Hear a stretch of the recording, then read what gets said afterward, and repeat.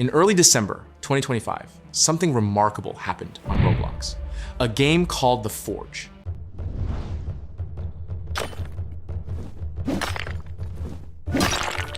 Hit 1,051,531 concurrent players, the platform's record for the month. This wasn't another low-effort simulator. This wasn't a cash grab clone. This was a genuinely deep RPG with hundreds of weapon combinations, strategic mining mechanics, and a crafting system so complex that fans built calculators just to understand it. Players celebrated. YouTubers proclaimed Roblox was saved. The era of brain rot was supposedly over. Then, 2 months later, The Forge was averaging just 97,000 players, a collapse of over 90%. So what went wrong? How does a game go from Roblox's savior to a cautionary tale in 8 weeks? Today, we're breaking down the complete story, the hype, the cracks, and the numbers that reveal what really happened. But before we dive in, if you appreciate deep dive analysis like this, hit that like button and subscribe. It genuinely helps. Now, let's get into it. Part 1, the promise. The context, Roblox's brain rot crisis.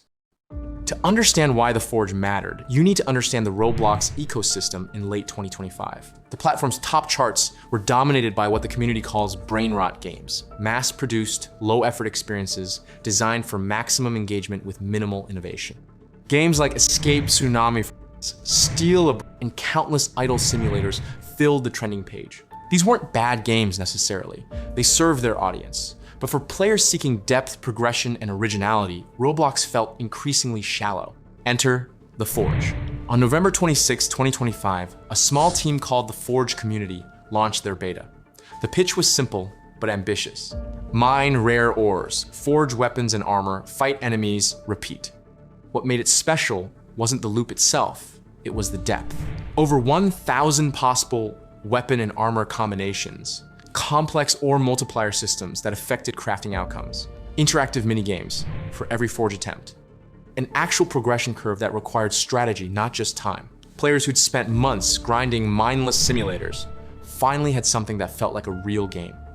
The numbers reflected that excitement. Day 1, 200,000 plus concurrent players. Week 1 maintained 400,000 plus average concurrent players. December 6th, 2025, peak of 1,051,531 concurrent players. Total visits passed 900 million by January 2026. The Forge wasn't just popular, it was a phenomenon. The community rallied behind it as proof that quality could still win on Roblox. Part 2, the cracks appear. Issue 1, the bot invasion. Success brought problems, fast. Within the first week, The Forge's public servers became infested with bots and hackers. These weren't just annoying, they actively ruined gameplay. Fly hackers teleporting to rare ore spawns. Auto miners clearing entire caves in seconds. Inventory manipulators duplicating items. For legitimate players, grinding for hours to find rare ores like galaxite or firite, watching hackers vacuum them up instantly was infuriating. The community begged for solutions. The developers' response: private servers for 100 Robux per month, the private server controversy. Most Roblox games charge 10 to 50 Robux monthly for private servers. Some offer them free. The Forge went with 100 Robux, approximately $1.25 USD per month. The backlash was immediate. Players felt like they were being extorted. So you won't fix the hacking problem, but you'll charge us premium prices to avoid it. The decision painted the developers as greedy, even though 100 Robux isn't objectively expensive. The perception was what mattered. And the perception was that players were being asked to pay for a problem the developers should have solved. Issue 2, the RNG wall. Here's where things get mathematical and frustrating. The Forge's crafting system works like this. 1, collect ore sum with drop rates under 1%. 2, choose ore combinations that affect probability distributions. 3, complete minigames to determine crafting quality. 4, roll for your item based on weighted randomness. The problem: even perfect execution doesn't guarantee success. Imagine this scenario, and this is a real player experience. You spend 3 hours mining for rare ores. You carefully calculate your ore composition using community calculators. You nail every minigame perfectly. You hit Forge. You get a knight chestplate. Not the Dark Knight set you needed. Not even close. All those ores, gone. You don't get them back. You don't get partial credit. You start over. This wasn't occasional bad luck. It was the core loop. Players routinely reported 8 to 12-hour grinds to gather materials for one forge attempt. Multiple failed forges in a row despite using optimal recipes. Mandatory overnight AFK mining to keep progressing. The community created third-party calculators like theforgecalculator.com just to understand their odds. When your player base needs external tools to make your game playable, there's a design problem. Issue 3, the content drought. Games like The Forge live or die on update cadence. When you're asking players to grind hundreds of hours, you must give them new things to chase. The Forge's update schedule looked like this. November 26th, beta launch Island 1 and 2. December 1st, small optimization fixes. December 6th, minor additions, no new islands. December 13th to 20th, weekend boost events and codes. January, still waiting for Island 4. That's roughly one major content drop every 3 to 4 weeks. For a game with a core loop this repetitive, that's not enough. Players hit level 200 Island 2's cap and had nothing to do. No Island 3 expansion, no new enemy types. Just the same ores, the same forges, the same grind. Community posts like this became common. Been waiting for a long time for Island 4 update and there's no sign of it. They just give us some rerolls and mining boosts to ease our temper. Might as well quit before it's completely dead. Part 3, the collapse. The numbers don't lie. Let's look at the actual player count decline. December 6th, 2025. Peak 1,051,531 concurrent players. Average 400,000 plus concurrent players. Early January 2026. Peak average approximately 150,000 concurrent players. Late January 2026. Peak 7-day 113,862 concurrent players.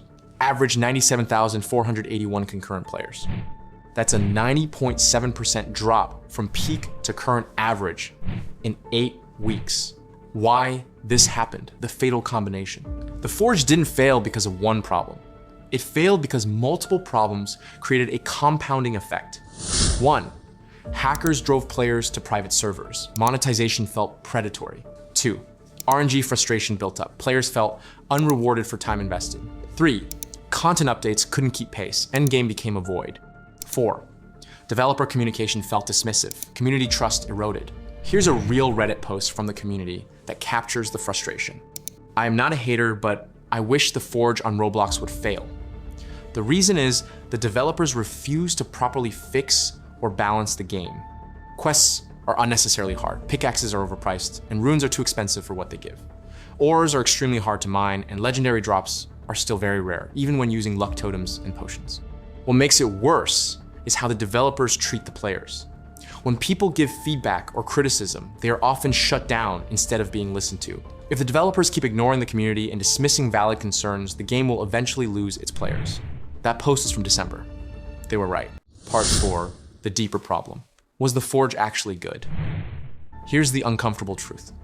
The Forge was never as good as the hype suggested. Don't get me wrong, it was better than the brainrot competition. It had ambition, polish, and genuine craft behind it. But it had fundamental design flaws. 1. Grind without payoff. The Forge confused time investment with meaningful progression.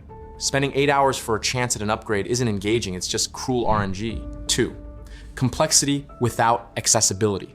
Having 1,000 plus item combinations sounds impressive, but when players need third-party calculators to avoid wasting their time, your complexity has become a barrier, not a feature. 3. Endgame that doesn't exist. The game capped at level 200 with nowhere to go. No PvP yet, no trading system yet, just more grinding for marginal stat increases. One community member said it perfectly. The entire game is just a glorified RNG game, like Souls RNG, with a fresh coat of paint. The engagement paradox. Interestingly, the Forge does have one stat in its favor. Average session length of 26.51 minutes. That's exceptionally high for Roblox. Most games rely on AFK mechanics or idle systems to inflate that number. The Forge doesn't. Players are actively playing for extended periods. This proves the core loop can be engaging. The problem is, it's engaging for 5 to 10 hours, then becomes a slog. Once players hit that wall, they don't gradually play less. They quit entirely. Part 5, lessons learned. What the Forge got right. Let's give credit where it's due. Visual polish. The game looks good for Roblox. Unique identity. The forging system was genuinely novel. Community engagement, weekend events codes, and regular small updates showed effort. Proof of concept. It proved deep games can succeed on Roblox. The Forge reached over 914 million visits and maintains a 95.15% approval rating with 1,450,000 upvotes. Those aren't failure numbers, where they went wrong. RNG without respect for player time, 8-hour grinds for chance-based rewards is bad design. Monetization that felt exploitative. Private servers became mandatory, not optional. Slow content cadence 3 to 4 weeks between updates is too slow for this genre. Ignoring community feedback, players begged for RNG reduction. Developers doubled down. The real takeaway. The Forge's story isn't about a game failing. It's about a game that could have been great if the developers had. 1. Respected player time by reducing RNG variance. 2. Prioritized anti-cheat over monetizing the problem. 3. Accelerated content updates to match player consumption. 4. Listened to the community instead of dismissing criticism. So where does the Forge stand now? Current status, February 2026. 97,481. Concurrent players down from 1 million plus. Still updating weekly though, mostly small tweaks. Community hoping for revival with major updates. Proving that depth can work on Roblox if executed better. The Forge showed us that Roblox players do want more than brain rot. They'll embrace complexity, grind, and strategic depth if the game respects their investment. But it also showed us that hype alone can't sustain a game. Good intentions don't fix bad RNG. And ignoring your community is a death sentence, no matter how good your core mechanics are. The era of brain rot isn't over. Games like Escape Tsunami are back at #1. But the Forge proved there's demand for something better. Some developer out there is going to learn from these mistakes and build the game the Forge could have been. And when that happens, the Roblox community will be ready. What do you think? Did you play the Forge? What was the moment you quit? Drop your experience in the comments. I'm genuinely curious to hear your stories. If you enjoyed this deep dive, smash that like button and subscribe for more in-depth gaming analysis. See you in the next one.